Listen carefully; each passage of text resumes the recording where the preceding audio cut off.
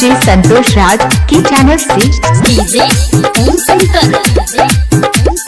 परसा हरभिंडा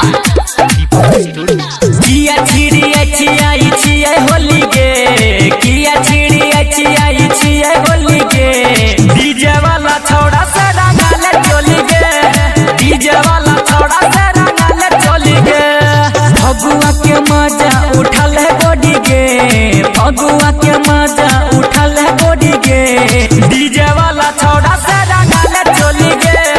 डीजे वाला छोड़ा से रंगाले चली गे डीजे संतोष राज भोजली पुनर्वास ओम शंकर परसा हरभिंडा मिलल छो मौका आई चौका लगा लहंगा उठा के अपन रंग डालबा मिलल छो मौका आई चौका लगा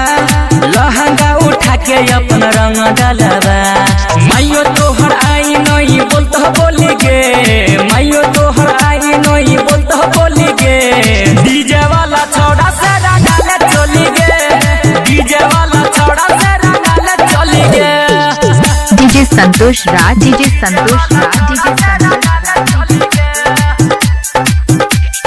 डीजे ओम शंकर